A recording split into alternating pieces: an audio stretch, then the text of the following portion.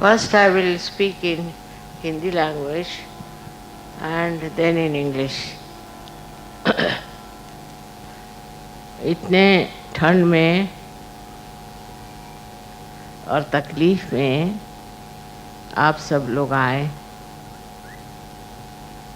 एक माँ के हृदय के लिए ये बहुत बड़ी चीज़ है। अब और कोई दिन मिल नहीं रहा था, तो इसी दिन आप लोगों को तकलीफ़ उठानी पड़ी और आप लोग इतने प्रेम से सब लोग यहाँ आए।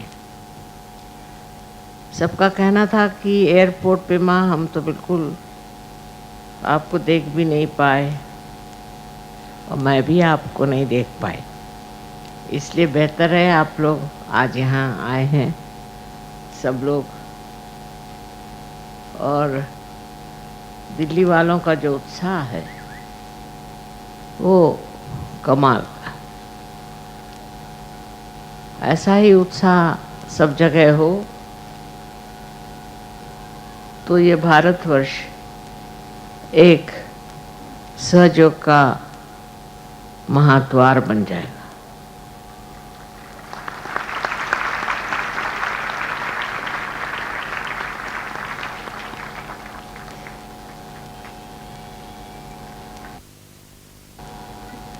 ये एक समय ऐसा रहना चाहिए जिसे घोर कलयुग कहते हैं।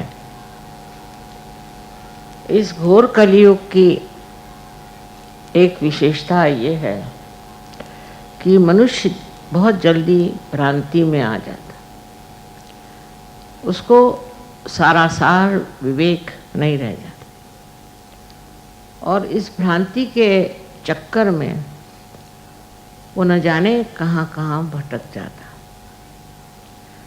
आजकल आप देख रहे हैं कि लोग कैसे कैसे गलत लोगों के पीछे भाग रहे हैं और गलत गलत धारणाएं अपना करके अपना जीवन बर्बाद कर रहे हैं। ये समझना चाहिए कि ये घोर कलयुग, इस कलयुग की विशेषता ये है कि मनुष्य धर्म का पथ छोड़ करके अधर्म के ओर आसानी से चला जाता है और उसमें उसे कोई हिचक नहीं होती। वो परेशान नहीं होता और वो वैसे कर्म करते ही रहता है और उसमें एक तरह की उद्दामता अपने अंदर ले करके उस चीज़ को वो सोचता है कि वो बड़ा सत्कर्म कर रहा है। इतना भयंकर दावानल जैसे चारों तरफ से लगा हुआ दिखाई देता है, उसके बीच आप सहयोगी खड़े हुए हैं। इस कलियुग के बारे में अनेक वर्णन शास्त्रों में है, पर उसमें ये कहा जाता है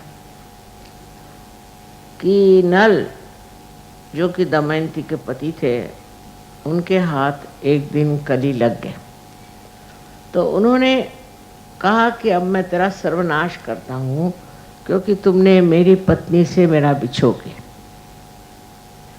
इस पर कली ने कहा कि तुम मेरा महात्म्य जानो, मेरा जो महात्म्य है उसे समझ। उस महात्म्य में अगर तुम समझो कि मुझे मार डालना है तो मार डालो, मैं खत्म हो जाऊंगा। उनका तुम्हारा क्या महात्म्य है? तो उन्होंने ये कहा कि इसी कलयुग जब लोग कली के भ्रांति के चक्कर में आ जाएंगे, उसी वक्त ये बड़ा कार्य होने वाला है, आत्म साक्षात्कार। आत्म साक्षात्कार पाना ही जीवन का लक्ष्य। भारतवर्ष में तो यही जीवन का लक्ष्य माना गया कि आप पहले आत्म साक्षात्कार को प्राप्त हो। उसके अलावा और जीवन का कोई भी अर्थ नहीं माना जाता। यही एक लक्ष्य है, यही एक परम पाने की चीज़। और ये आत्म साक्षात्कार कलयुग में आपने प्राप्त किया है, आपने इसे पाया है। ये बहुत बड़ी चीज़ है। इसको पाने के बाद अब आपने उसकी महत्ता भी समझी, उसको आप गहराई में भी उतरे और उस गहराई में उतर के आप देख रहे हैं कि इसी से आपको शांति की प्राप्ति होगी और आपको आनंद की प्राप्ति होगी। बहुतों की हो भी गई, बहुतों को मिल भी गया है और भी इसमें सूक्ष्मता आने लगी। ये सूक्ष्मता समझने की बात, इस सूक्ष्मता को आप समझेंगे तो आप समझ जाएंगे कि आप किधर अग्रसर हो रहे हैं, किधर आप बढ़ रहे हैं, कौन सी आपकी दशा है। अगर अभी भी आप सूक्ष्म नहीं हो रहे हैं तो सोचना चाहिए कि आप में कुछ कमी है और उस कमी को ठीक करना चाहिए। इस सूक्ष्मता की बात करते वक्त शास्त्रों से ही इसका बड़ा आधार मिलता है। ये देश अपना जो है ये अत्यंत गहन विचारों से भरा हुआ और अत्यंत महान सत्वों से भरा हुआ है। इसमें जो लिखा गया है वो अद्वितीय है, उसके जैसी कोई चीज़ किसी संसार में लिखी नहीं गई। यहाँ से लेकर के तो और लोग कुछ ज्ञान लेकर चले जाएं, लेकिन इसकी गहराई में आप ही लोग उतर सकते हैं।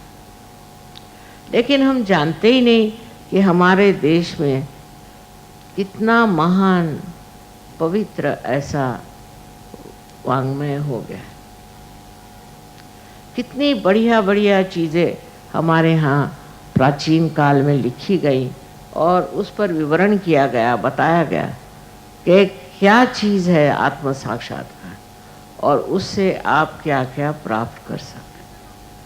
हालांकि हमने आपको बहुत चीज़ें खोल खाल के बता दी, समझा दी, लेकिन उसकी अनुभूति हुए बगैर, उसको महसूस किए बगैर आप किसी भी तरह से संतुष्ट नहीं हो सकते। उसकी अनुभूति होनी चाहिए और वो अनुभूति क्या है ये समझने की ज़रूरत है। सबसे पहले तो समझना चाहिए कि हम 5 तत्वों से बने हों। ये 5 तत्व हमारे अंदर सारी क्रियाएं करते हैं, सब उसी से हमारी घटना हुई, उसी से हम एक मनुष्य जीव बने।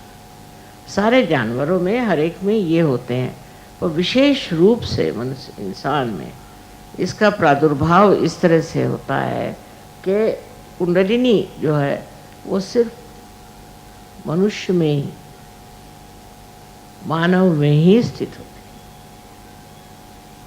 और वहीं वो कार्यान्वित होती है, क्योंकि अब आप अपने चरम स्थिति में आ गए।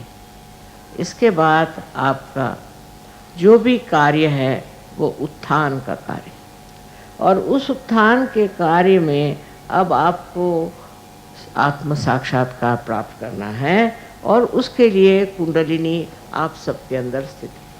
अब ये मैं बता रही हूँ, लेकिन ये बातें हमारे यहाँ बहुत पुरानी लिखी हुई हैं कि हमारे अंदर कुंडलिनी की शक्ति, और उसके बाद अनेक लोगों ने इस पर काफ़ी वर्णन किया हुआ है।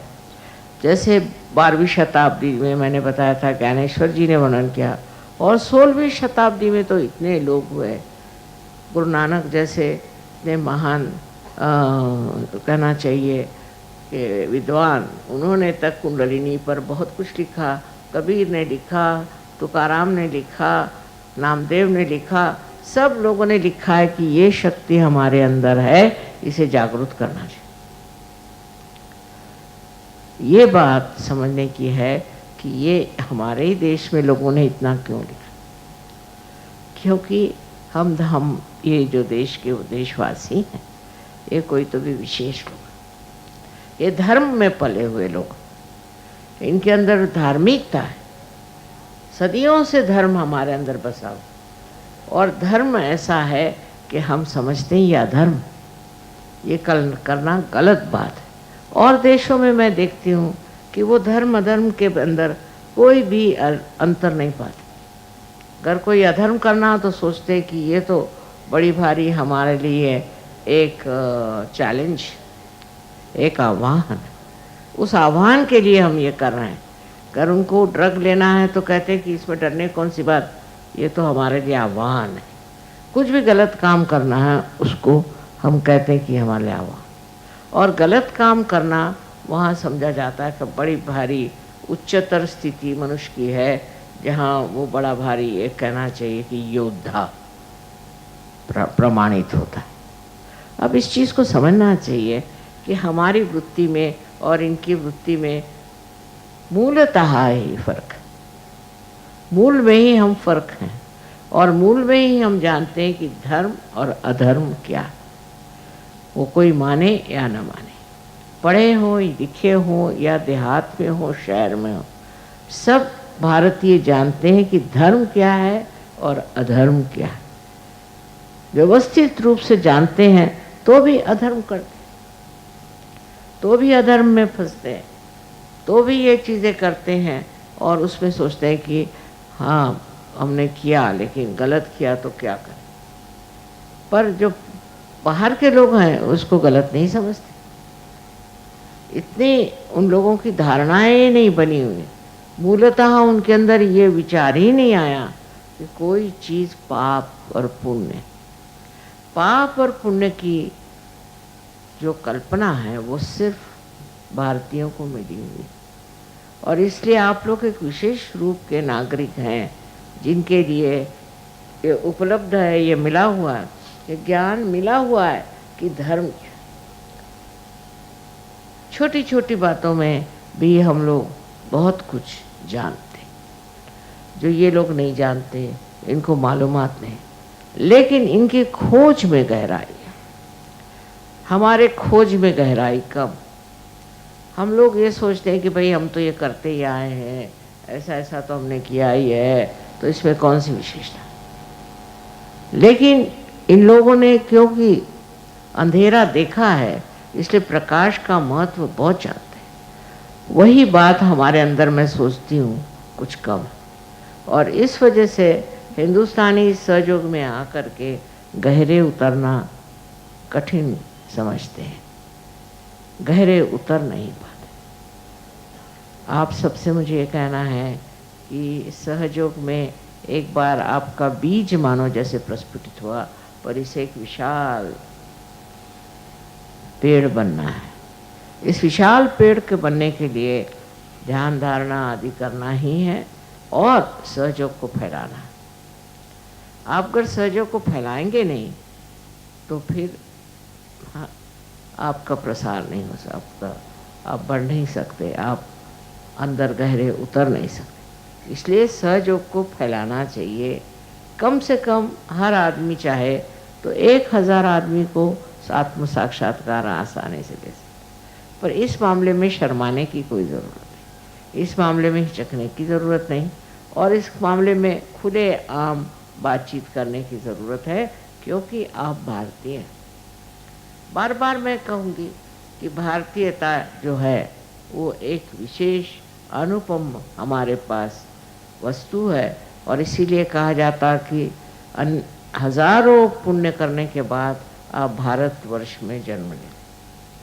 लेकिन इस धर्म में, जो भी धर्म हम मानते हैं, इसको मैं हिंदू मुसलमान क्रिश्चियन नहीं कहूँगी, पर धर्म माने अच्छाई की ओर जो हमारा रुझान है, हम अच्छाई को पसंद करते हैं। ये जो रुझान हमारे अंदर है, वो जो रुझान है उसके कारण ये है कि हमारे देश में अनेक ऋषि मुनि हो गए और उन्होंने बहुत कुछ लिख दिया, बहुत कुछ बताया कि जीवन में क्या चीज़ करने से पवित्रता रहती है। पवित्रता के और हमारे अंदर बहुत चिंतन हुआ है, और इस पवित्रता के और कोई ज़बरदस्ती से नहीं, संपूर्ण आपको स्वतंत्रता, इस स्वतंत्रता में ही हम बैठ गए। ये जो स्वतंत्रता हमें मिली उसी से हमने रास्ते दूसरे ले लिए। आप पूरी तरह स्वतंत्र हैं, और ये स्वतंत्रता का मतलब होता है स्व का तंत्र। स्व का तंत्र जानना, स्व माने आत्मा, उसका तंत्र जाना, ये स्वतंत्रता है। तो हिंदी भाषा में कहिए, आप संस्कृत में, हर एक शब्द उसका अर्थ है। उसके व्याकरण की विशेषता यह है कि उसके जो कुछ भी वर्ण हैं या दूसरे जैसे क ख ग घ वगैरह होता है, ये सब व्यंजन जिसे कहते हैं, ये सब में अर्थ है। एक एक चीज़ में अर्थ है, निरर्थक कोई चीज़ नहीं। एक एक अक्षर आप ले लीजिए तो उसमें बड़ा भारी व्याकरण भरा हुआ। अब ये सारी बातें बताने का शायद अभी समय न हो, पर मुझे ये कहना है कि ये 5 तत्वों को बताने वाले अपने अंदर 5 तरह के व्यंजन बने हैं, और इसीलिए व्यंजन को वो शक्ति कहते हैं। और जब व्यंजन में शक्ति आ जाती है तो वो ही व्यंजन का अर्थ निकल आता है। अब छोटी छोटी बातों में हम लोग समझते हैं कि कुछ भी नाम रख दो लड़के का, लड़की का कुछ भी नाम रख दो, नाम में क्या रखा है। तो ये इतनी गलत बात है कि नाम में क्या रखा है। नाम भी, लड़के का नाम जो है वो भी सोच के रखना चाहिए, क्योंकि एक एक अक्षर में उसमें निहित है, छिपा हुआ है एक बड़ा भारी मर्म, और वो मर्म है कि उसका अर्थ और शब्द दोनों एक साथ रहते हैं, और अर्थ जो है वो शब्द को उसकी सेवा करता है। कोई भी आप शब्द कहिए तो उसके अर्थ में और शब्द में कोई अंतर ऐसा हम लोग नहीं जानते हैं, पर अर्थ जो है वो शब्द की सेवा करता है, और हर एक चीज़ का अलग अलग शब्द होता है। हर एक वर्णन में, हर एक चीज़ में हमारे यहाँ शब्द अलग अलग होते हैं। ये भाषा की विशेषता ही नहीं है, ये भारतीय संस्कृति की विशेषता है, और इसलिए इस संस्कृति से जो लोग उत्पन्न हुए हैं, इस संस्कृति में बढ़े हैं और पढ़ रहे हैं, उनको जानना चाहिए कि हमारी संस्कृति है क्या। हम अपनी संस्कृति को जानते भी नहीं, कुछ समझ में भी नहीं आता कि कुछ ऐसा क्यों करते, पता नहीं, हमारे बाप दादे करते थे इसलिए हम करते। तो सबसे बड़ी चीज़ है कि अपनी संस्कृति को जानें और पहचानें कि क्या बात है, हम क्यों इस तरह से धार्मिक हैं। अपने आप ही हम लोग धार्मिक हो जाते हैं, उनको कुछ बताने की ज़रूरत नहीं है, कोई उनके ऊपर ज़बरदस्ती नहीं है कि तुम ऐसे ही करो कि वैसे करो, पर वो धार्मिक है।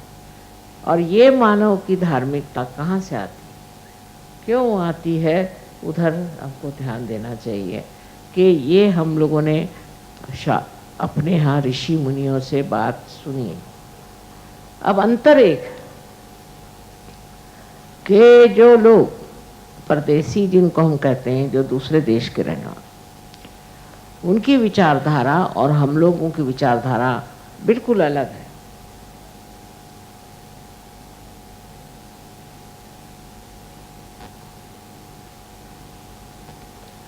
और सोचने का,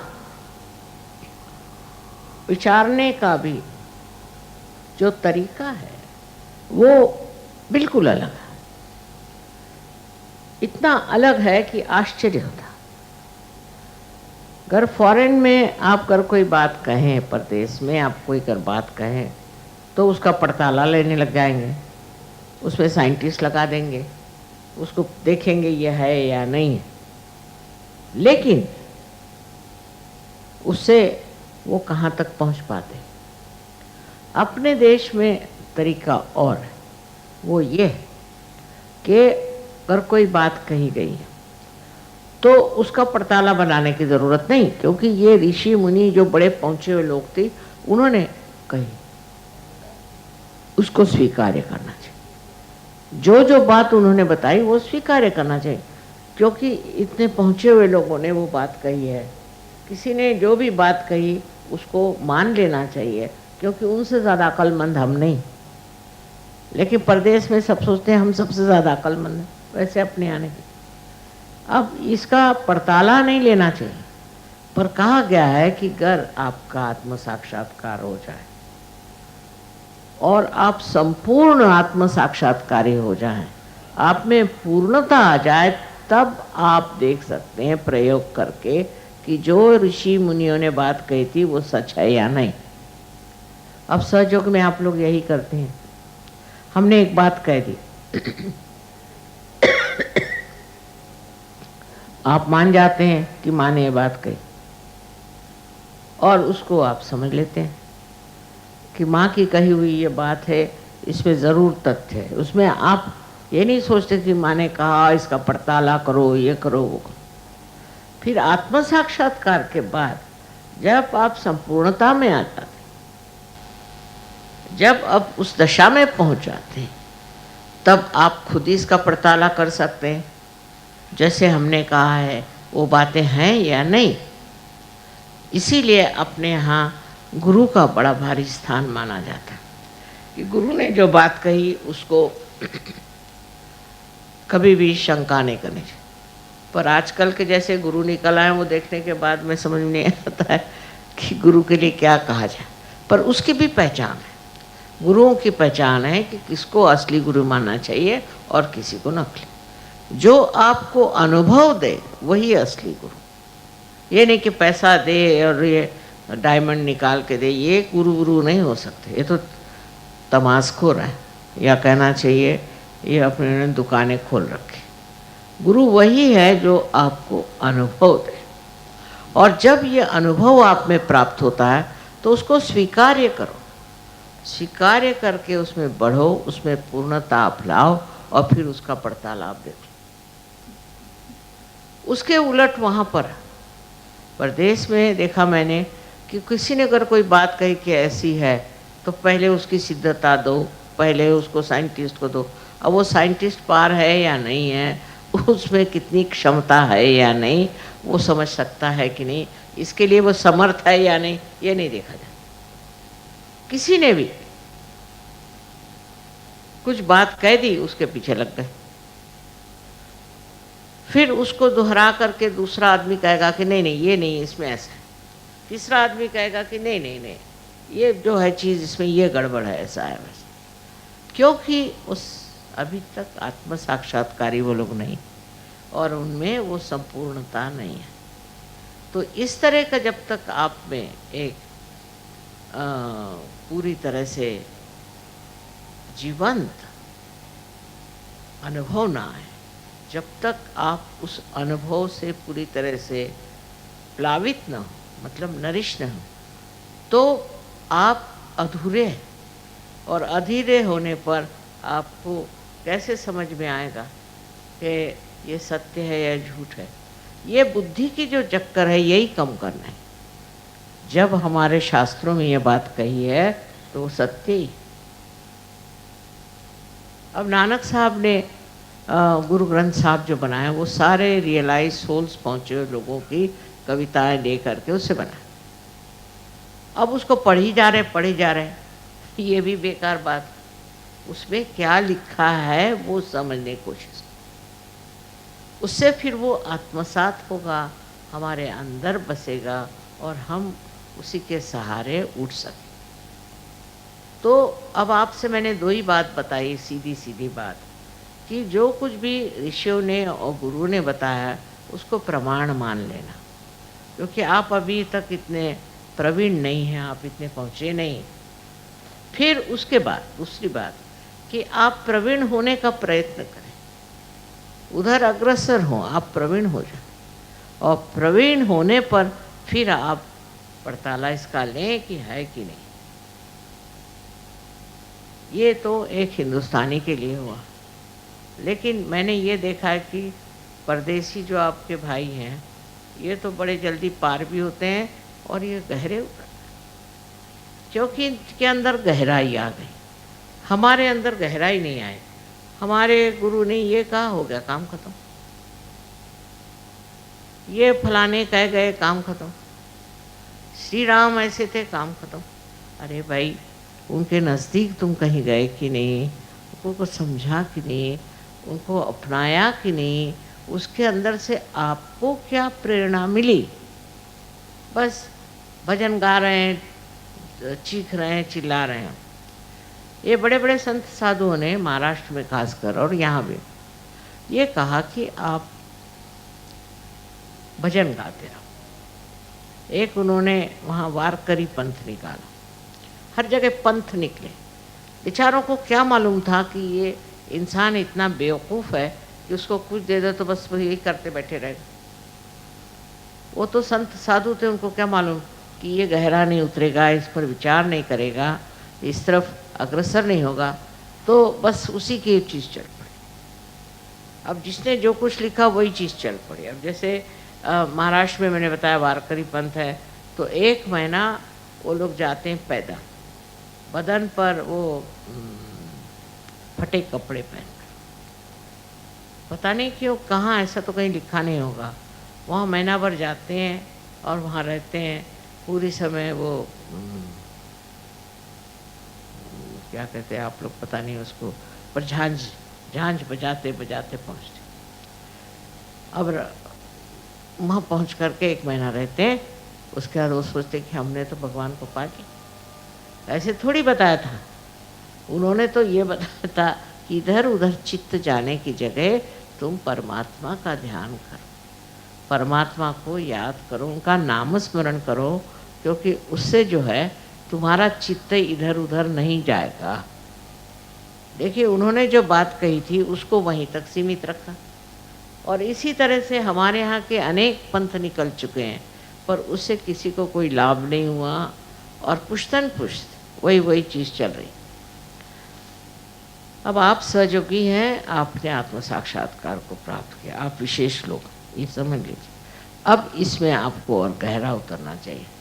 उस गहरे उतरने से आपके अंदर की जो सूक्ष्मता जागृत होगी, वो मैं अभी आपको समझाती हूँ, और वो अब अंग्रेज़ी में मैं इन लोगों को बताऊँ।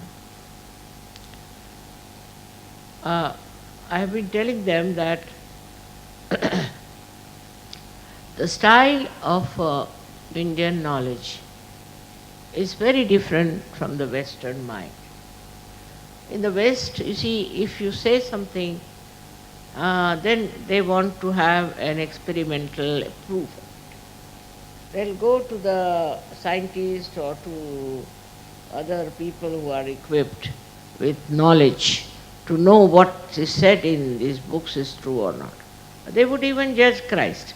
They would even judge Moses. They'll judge everybody as if they are the most intelligent and the most capable people. And they'll write books after books against them, disclosing as if they are those people who have said something, have said out of their minds or something. It's never accepted, normally. And if it is accepted, they become absolutely fanatics. So, now, according to Indian style of understanding, is that first of all, if a great rishi or a great muni or a great, you can call a saint, has said something, then he has said it. While you have to just listen to that, because you are not equally the same. Whatever he has said is his own experience, his own knowledge, and you have no business to judge him or to say, this is not true, that is not true. You accept it. And once you get your self-realization, it's clearly written down. After self-realization, you have to grow into perfect being, and then you can see for yourself what he has said or they have said is the truth. So the approach is different. In one way, if you start going through science, through this, through that, you cannot reach anywhere. And moreover, your growth is stunted. So what you have to do is to go to this knowledge through believing in what they have said. Whatever Christ has said, you have to believe. Whatever Muhammad has said, you have to believe. Whatever Guru Nanak has said, you have to believe. Whatever Jnanadeva has said, you have to believe. Lao Tse, you have to believe. Like that. Because you are not of that spiritual level. So accept it. Now don't try to analyze it. Everything you try to analyze. And in that analysis you get lost. So once you are a realized soul of that level, and then you grow into your fullness, what we call Sampurna, then only you will know whether whatever they have said is true or not, and then you can find out. It's very easy then to know whatever is said is true or not. For Sahaja Yogis now, it's very easy to find out if something is real or unreal, it is truth or untruth, it is love or hatred. Only through vibrations you can know. But going beyond that, I am saying, beyond that one has to know what are these vibrations and what are they made of.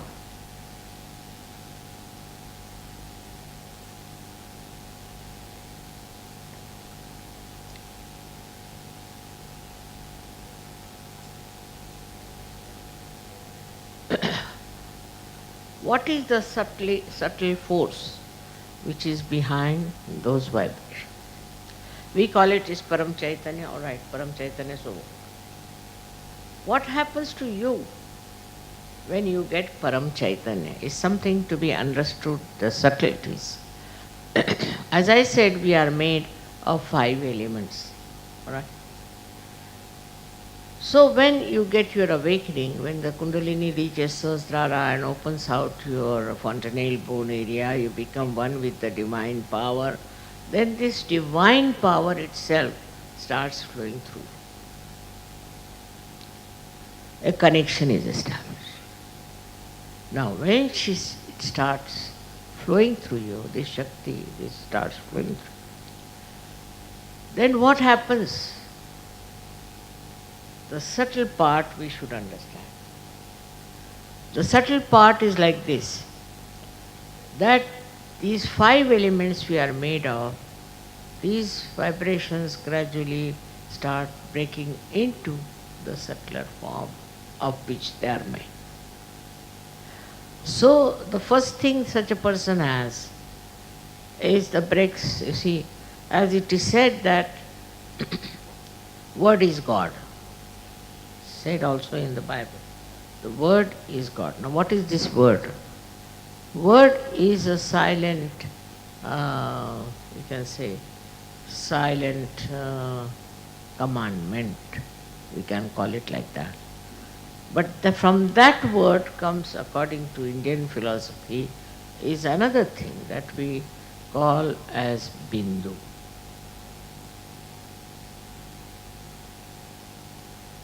Or we can say word becomes Nad, is a sound. And then it becomes the Bindu, means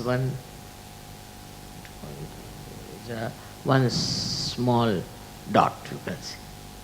And then from this dot, you see all these 5 elements start coming one after another.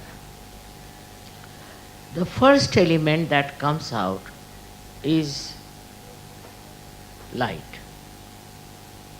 Tej, light, is the first element that comes out. So the essence of the first element is light. We call it Tej, Tejas. It's written, of course, in Sanskrit, but we should understand that how the light pervades Sahaja Yoga so much, and you see the light all everywhere. So the first element, which is light, and you can say in English, the light's subtle thing is, we can say, enlightenment, you can say. But enlightenment has another meaning. So we can say it's Tej. For example, a person who gets realization has a face which is very radiant. So you can say the radiance. The radiance is the subtlety of the light. So this radiance starts showing on your face. Radiance starts expressing itself. And with that radiance, people get impressed. And they start thinking something special about this personality which has radiance. Now you have seen my photographs also, wherever they are. Many a times you find lots of light around. That is nothing but the light in me is giving radiance, because the light becomes subtler. When the light becomes subtler in me, light is one of the elements. When it becomes subtler, then it gives radiance. And so, this is the subtle growth within you that takes place. Your faces also start shining. They too have radiance, and they too have a kind of a different complexion, I would say. This radiance is to be understood is the subtle of the light, of which we are made light in the gross manner. Then after this, from the light, comes the second thing, which we call as Vayu in Sanskrit, meaning the air.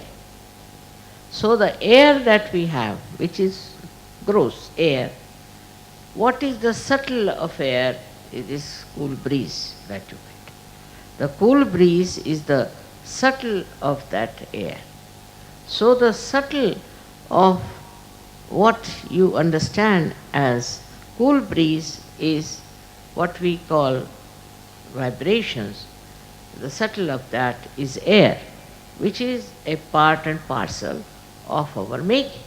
So this cool breeze is the second thing that you start getting subtler and subtler. When your growth takes place, all these subtle things start expressing themselves. It's not only that you get vibrations, but you get the cool breeze, and that is the subtle of air that has built you. Then comes the water. We are also made of water. What is the subtle of water is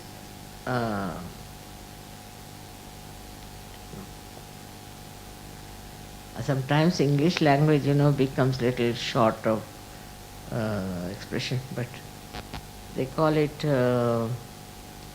I mean, which makes the skin, um, hard skin soft. The skin becomes soft. This is another sign of a realized soul, that his there's some cream they use, isn't it, to soften the face. But is the water in us gives us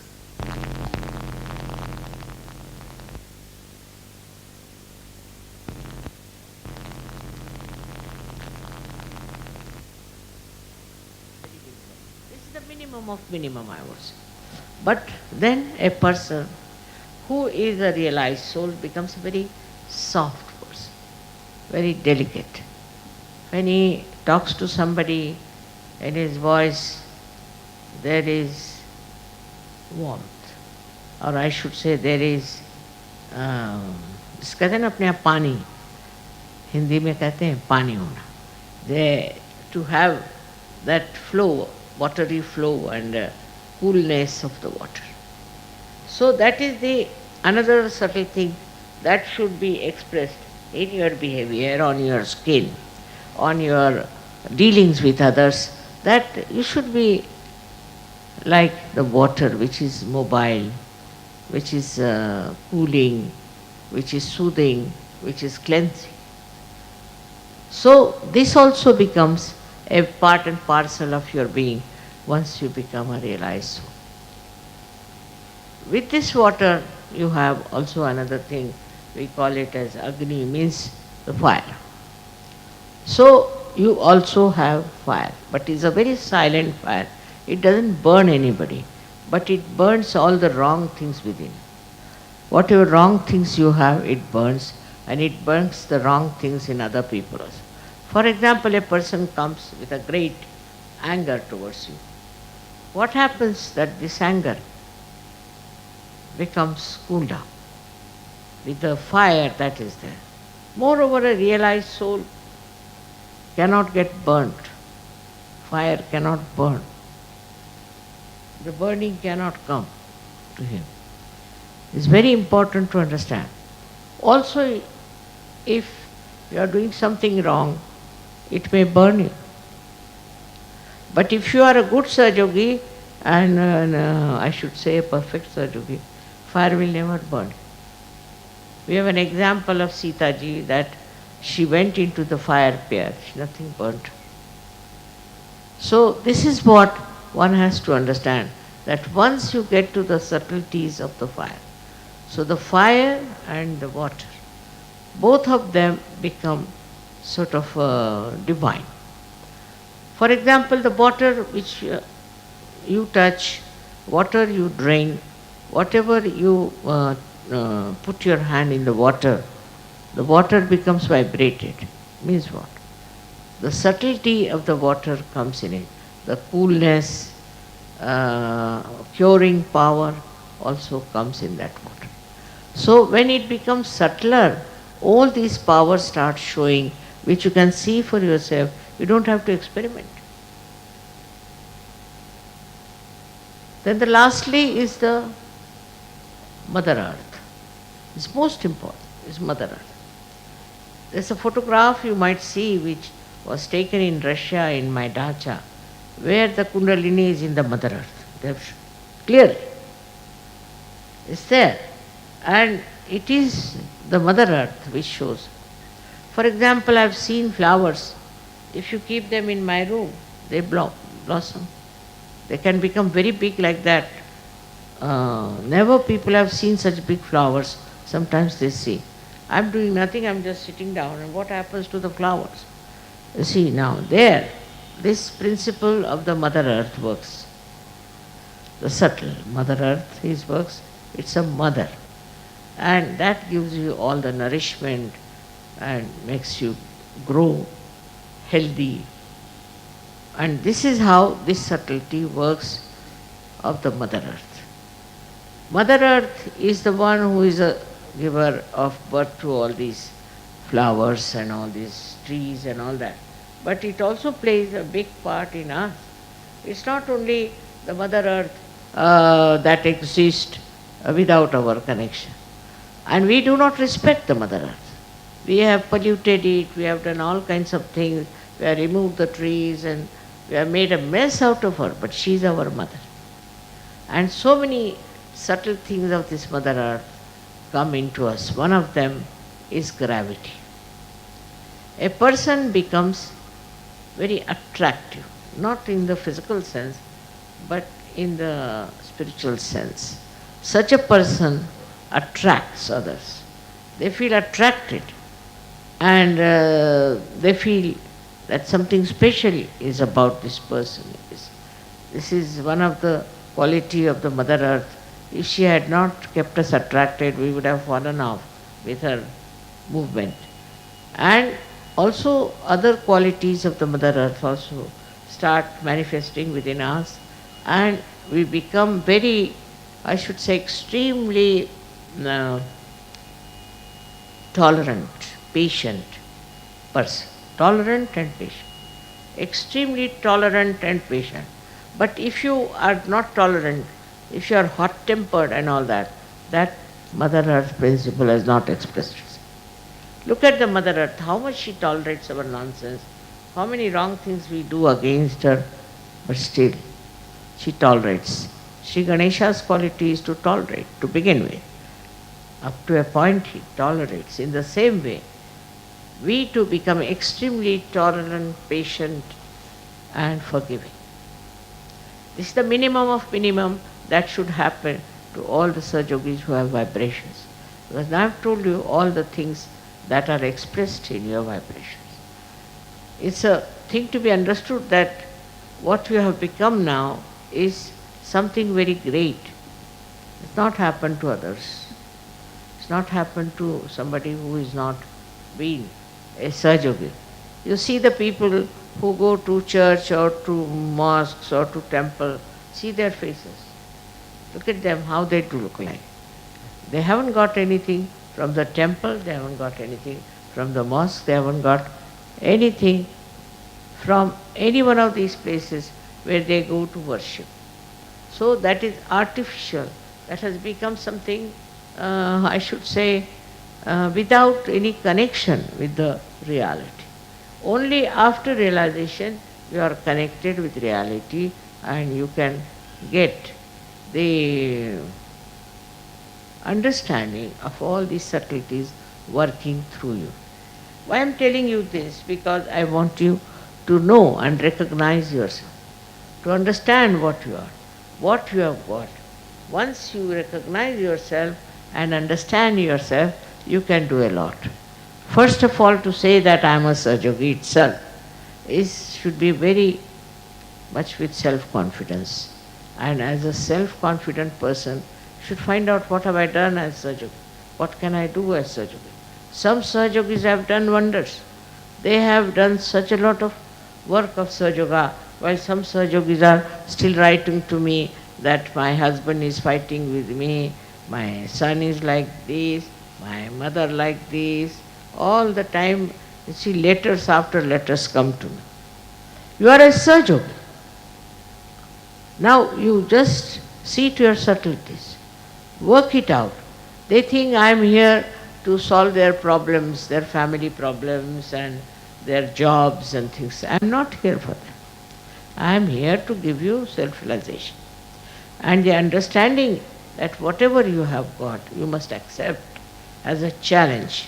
Take it up as a challenge and you will be amazed how you will be helped and how you will get the results. Sahaj doesn't mean only that you get spontaneous realization. It also means you get spontaneity. The whole nature gets spontaneity. All those subtle things that I have told you, they all get spontaneous and they work it out. Of course, there are angels and there are ganas who are helping you. But you need not worry about them just now. Main thing is you must realize what you are, what you have got, and how much you have faced it, you have got it, and how it has worked. I have seen every time I just have a little problem of something, Immediately it works. It works with such quarters and such people that I never expect.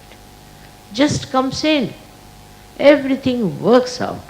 But whatever works out is for your good, is for your growth, for your understanding that you are a surgical. You have entered into the kingdom of God.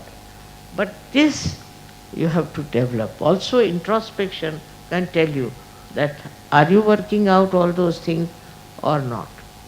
If you take to introspection, you will be surprised to say, yes, you have these powers and you can do wonders. So I bless you all. Please develop those subtle things within you. They are already there. You don't have to do anything. Only understand and locate. Thank you very much.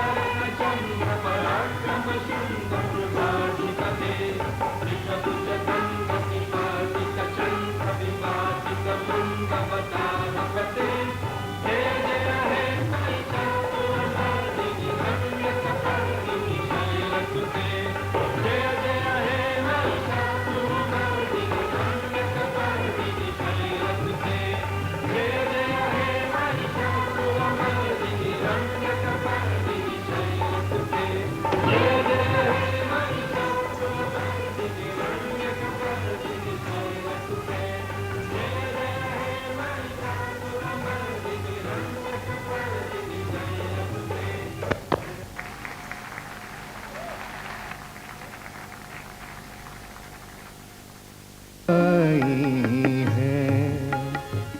आज भारत शिखर पे है,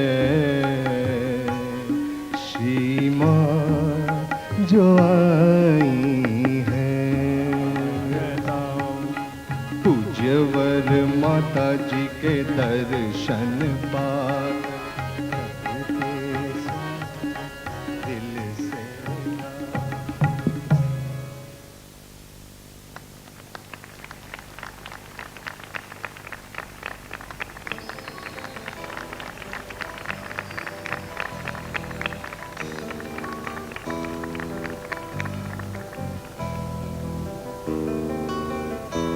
सत्य को खोजने वाले आप सभी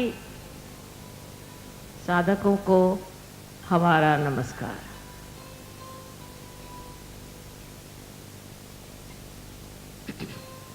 हम सत्य को खोज रहे हैं, किंतु कौन सी जगह खोजना चाहिए, कहाँ खोजना चाहिए, कहाँ ये सत्य छिपा हुआ है, ये पहले समझ लेना चाहिए।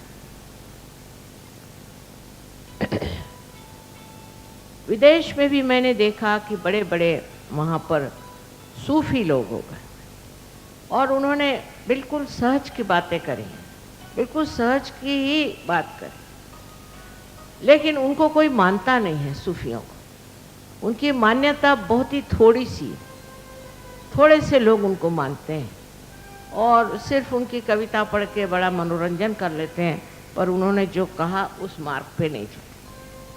ऐसे हर एक देश में भी बड़े बड़े सूफी हो गए हैं। इंग्लैंड जैसे देश में भी विलियम ब्लेक जैसा एक बड़ा भारी संत हो गया, लेकिन उसकी बात कोई नहीं मानते हैं। और हमने तो कभी कॉलेज में भी उसका नाम नहीं सुना था, लेकिन हम जानते थे कि वो है। जब लंदन गए तो पहली मर्तबा हमने उनकी किताबें उसी में फंसे जा रहे हैं। ये आत्म साक्षात्कार को प्राप्त करना सहज मार्ग से बहुत ही सुलभ हो गया, सबको बहुत आसानी से। इसमें कोई भी ऐसी बात नहीं कि आप सर के बल खड़े हो जाओ, कि आप घर द्वार छोड़ दो, आप बाल बच्चों को छोड़ दो, कोई करने की जरूरत है। आपके ही अंदर ये शक्ति है, आपके ही अंदर त्रिकोणाकार अस्थि में ये शक्ति है। ये मैं कह रही हूँ, ऐसी बात नहीं, अनादिकाल से यहाँ लोगों ने कहा। अब कृपया दोनों हाथ मेरे तरफ।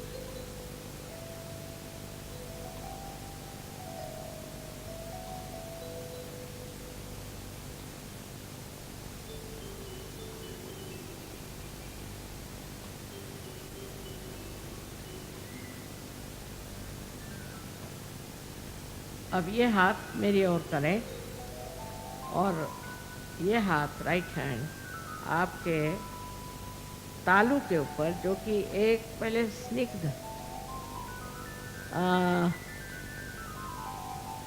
हड्डी थी यहाँ बचपन में, उसके ऊपर ये हाथ।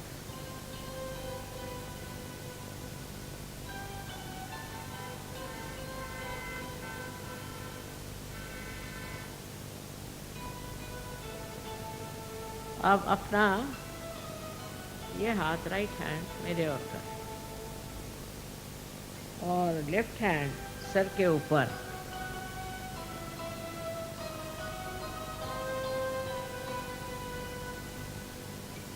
फिर से तालू पर ऊपर रखे अधांतर, माने उसके ऊपर नहीं रखना, अधांतर में। देखिए अब इसमें से कोई ठंडी ठंडी या गर्म हवा आ रही है क्या, बयार आ रही क्या?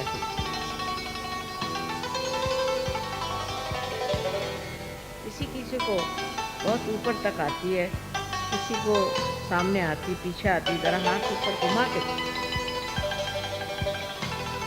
अब लेफ्ट हैंड मेरी तरफ और राइट हैंड फिर सर पे, और देखें ठंडी ठंडी हवा आ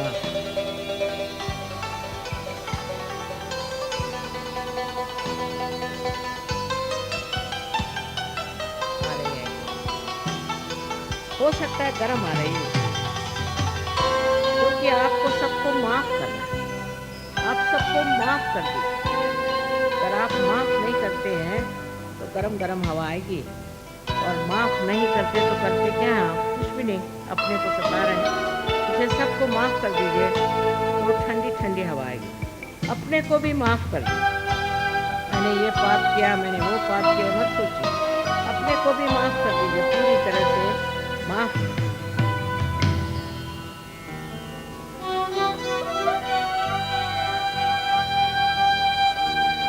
अब दोनों हाथ मेरे ओर। Please put both the hands towards me, please.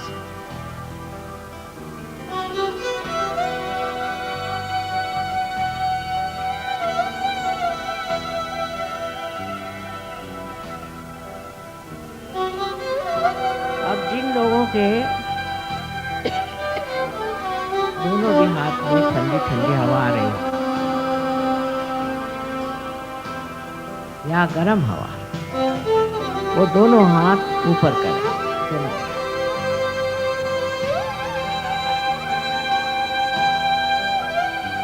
यहाँ से वहां तक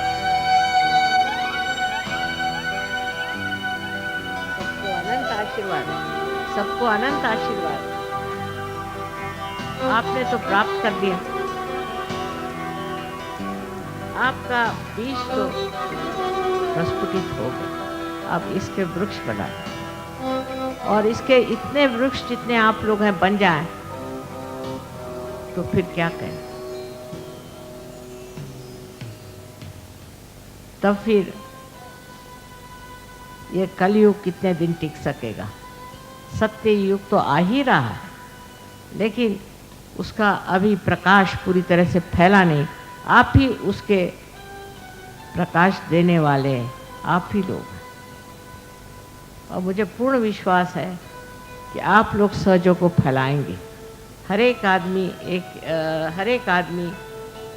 एक एक हजार आदमी को पार कर सकता है। हर एक औरत एक एक हजार औरतों को पार कर सकती है।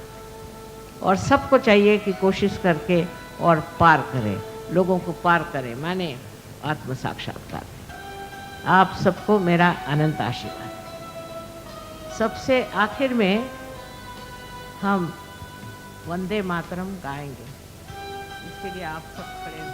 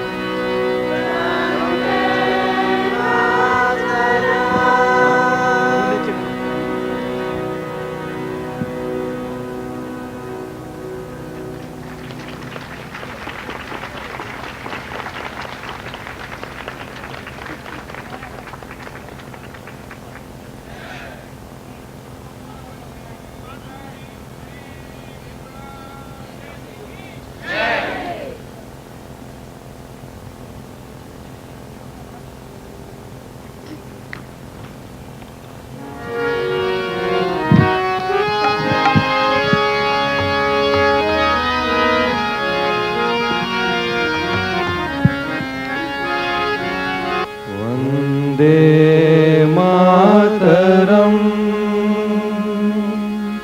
वन्दे मातरम् सुजलां सुफलां मलयज शीतलाम् सस्यश्यामला मातरं वन्दे मातरम् शुभ्रज्योत्स्ना पुलकितयामिनी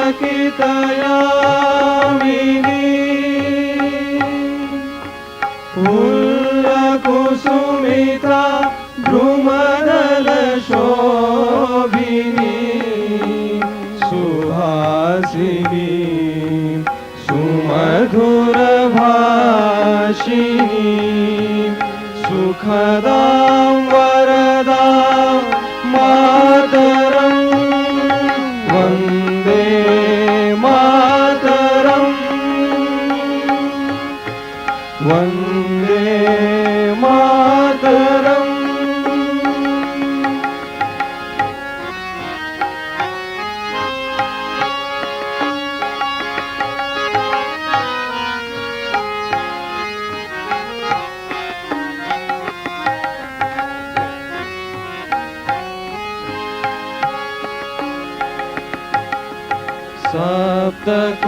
सप्तकोटिकण्ठ कलकलनिनाद करले द्विसप्तकोटि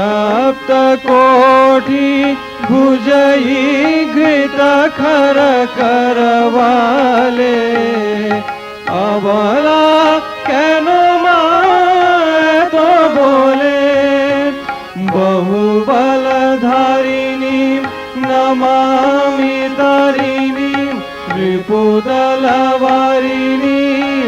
मातरं वन्दे मातरं वन्दे मातरम्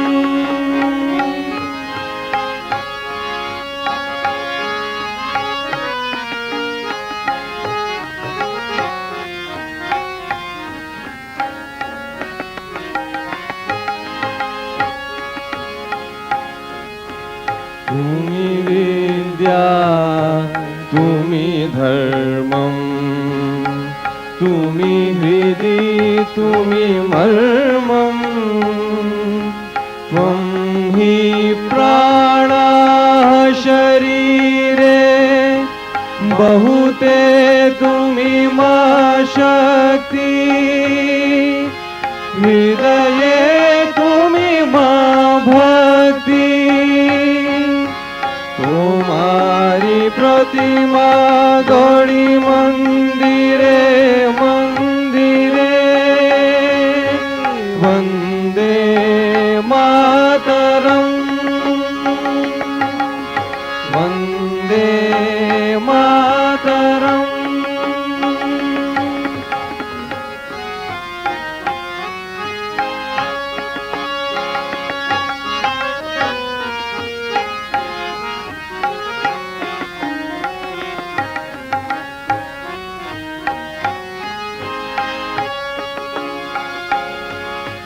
त्वं हि दुर्गा दश प्रहरण धारिणी कमला कमलदल विहारिणी वाणी विद्या दायिनी नमामि त्वं नमामि कमला अमलाम् अतुलां सुजलां सुफलां मातरं वन्दे मातरं वन्दे मातरम्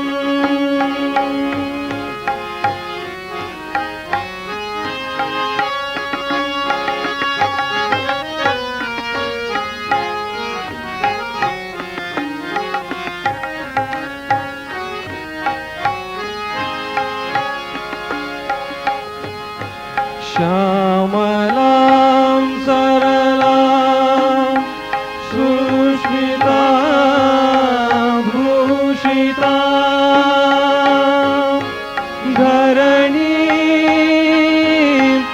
धरणी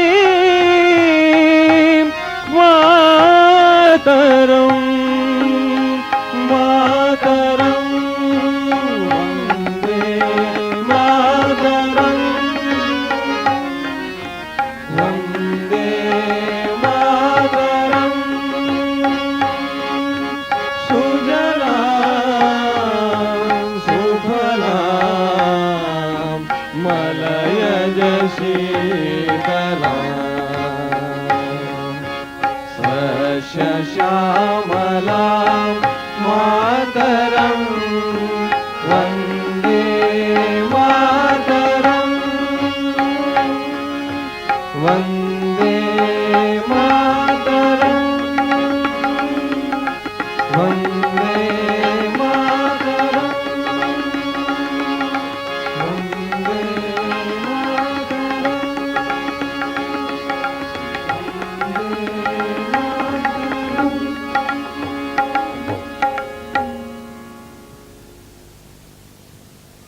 बोलो आदिशक्ति माता जी श्री निर्मला देवी की।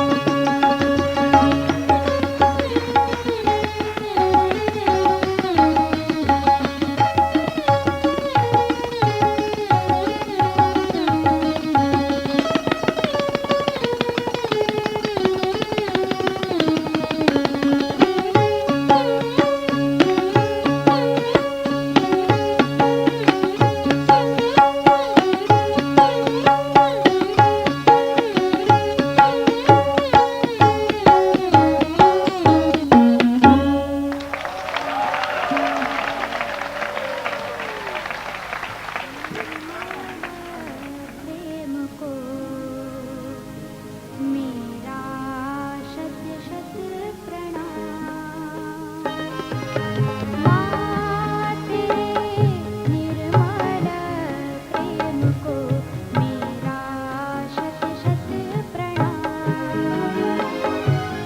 तुझको तेरा हर बच्चा प्यारा, तुझको तेरा हर बच्चा प्यारा, रावण हो या राम, रावण हो या राम। माँ तेरे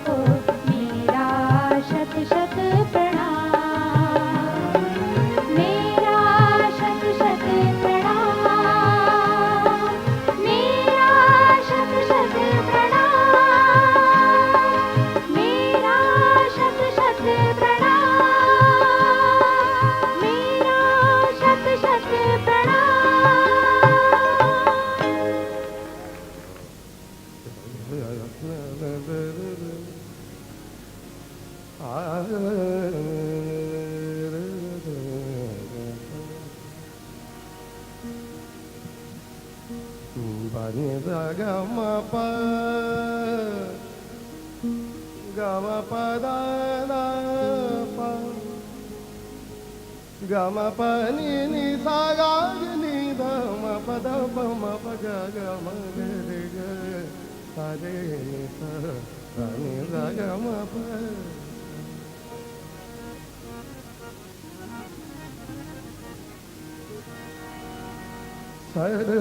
सर्वेश्वरी जगदीश्वरी हे मातृरूप महेश्वरी सर्वेश्वरी जगदीश्वरी हे मातृरूप महेश्वरी सर्वेश्वरी सर्वेश्वरी जगदीश्वरी हे मातृरूप महेश्वरी ममतामयी करुणामयी ममतामयी करुणामयी हे मातृरूप महेश्वरी सर्वेश्वरी जगदीश्वरी हे मातृरूप महेश्वरी ममतामयी ममता ममता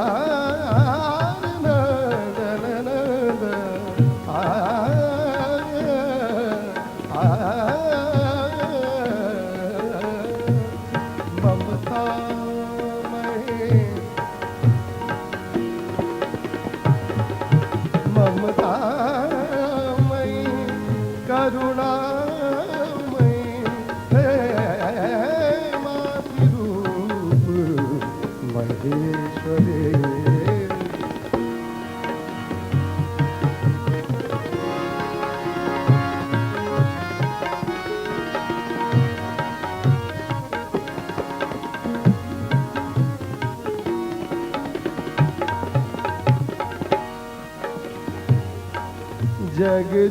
जगजीवनी संजीवनी समस्त जीवनेश्वरी जगजीवनी संजीवनी समस्त जीवनेश्वरी हे मातृरूप महेश्वरी सर्वेश्वरी जगदीश्वरी हे मातृरूप महेश्वरी ममतामयी करुणामयी ममतामयी करुणामयी हे मातृरूप महेश्वरी सर्वेश्वरी सर्वेश्वरी जगदीश्वरी हे मातृरूप महेश्वरी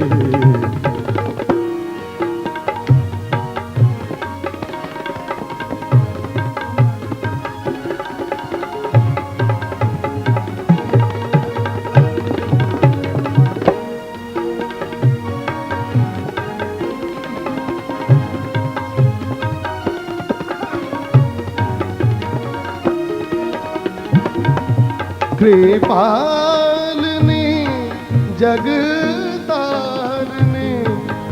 प्रतिपल भुवन हृदयेश्वरी कृपालिनी जगतारिणी प्रतिपल भुवन हृदयेश्वरी हे मातृरूप महेश्वरी सर्वेश्वरी जगदीश्वरी हे मातृरूप महेश्वरी ममतामयी करुणामयी ममतामयी करुणामयी है मातृरूप महेश्वरी।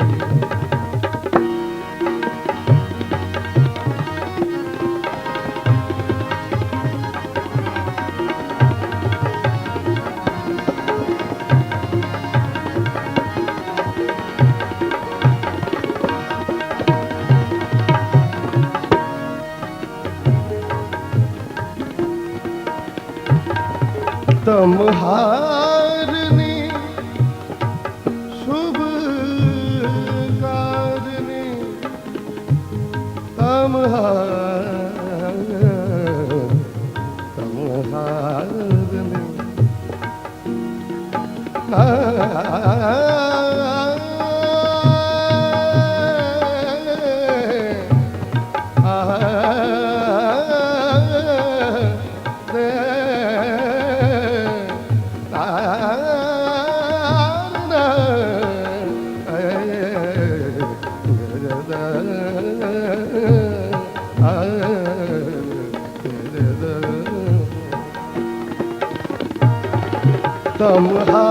तमहारिणी शुभ कारिणी मनमोहिनी विश्वेश्वरी तमहारिणी शुभ कारिणी मनमोहिनी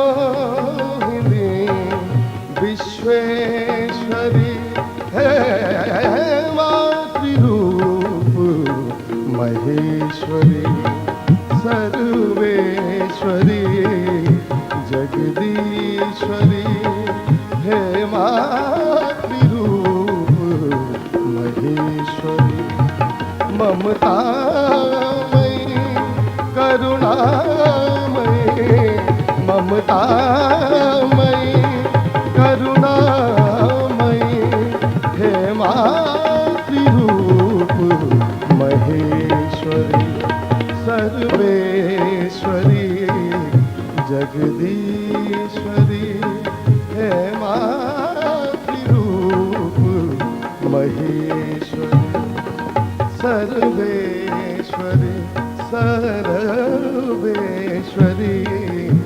जगदीश्वरी।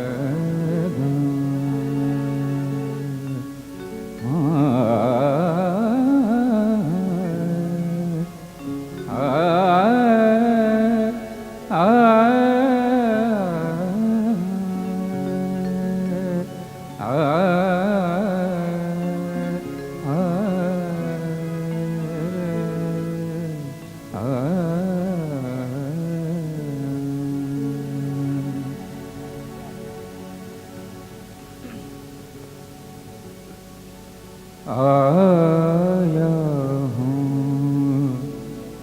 दरबार तुम्हारे, आया हूँ दरबार तुम्हारे, आया हूँ दरबार तुम्हारे, आया हूँ दरबार तुम्हारे। बहुत दिन का भूल भोला भटका बहुत दिन का, भोला भटका ले ले श्री माँ चरण तिहारे। आया हूँ दरबार तुम्हारे, आया हूँ दरबार तुम्हारे।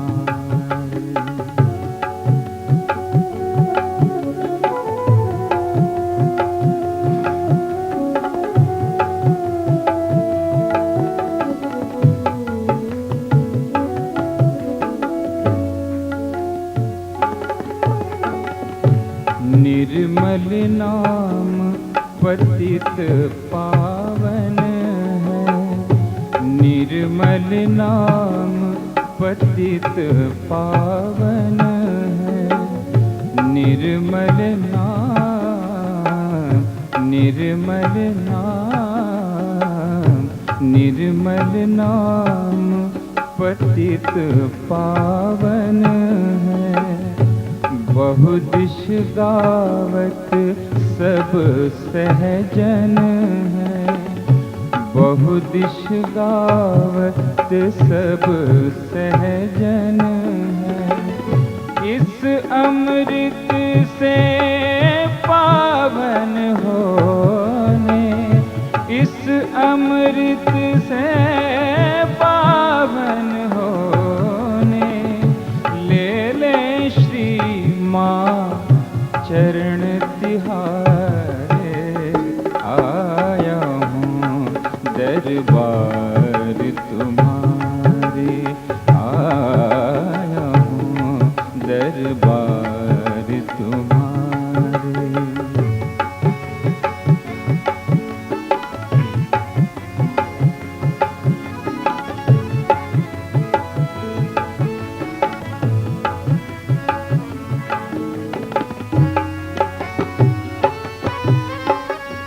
धन नहीं मांगू, मांगू न सत्ता, धन नहीं मांगू, मांगू न सत्ता।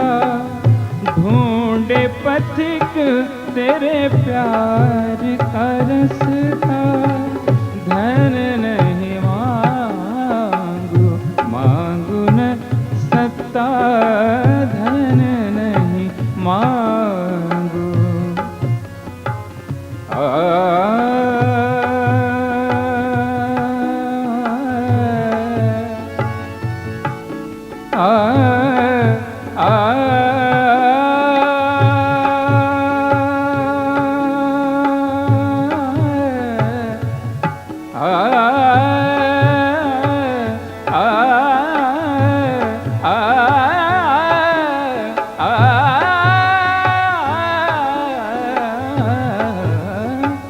धन नहीं मांगू, मांगू न सत्ता, धन नहीं मांगू, मांगू न सत्ता। ढूंढे पथिक तेरे प्यार का रास्ता। ढूंढे पथिक तेरे प्यार का रास्ता। निर्मल छाव की ठंडी पुहर में, निर्मल छाव की ठंडी पुहर में, ले ले श्री माँ चरण तिहारे। आया हूँ दरबार तुम्हारे, आया हूँ दरबार तुम्हारे।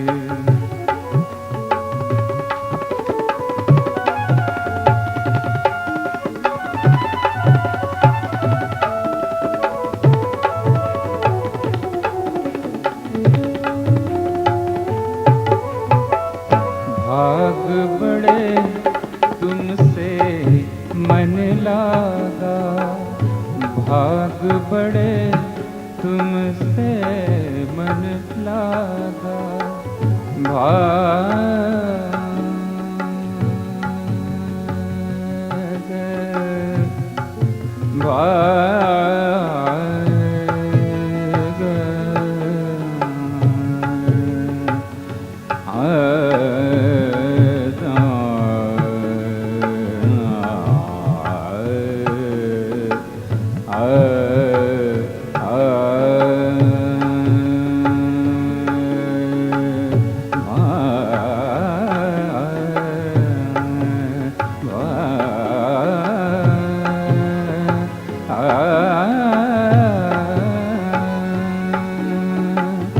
भाग बड़े तुमसे मन लागा, अंतर आत्मा तब से जागा, अंतर आत्मा तब से जागा।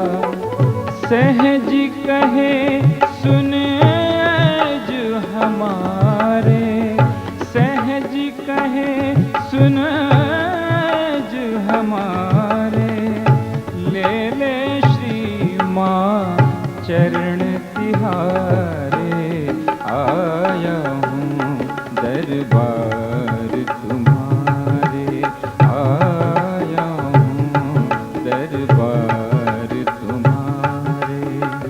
बहुत दिन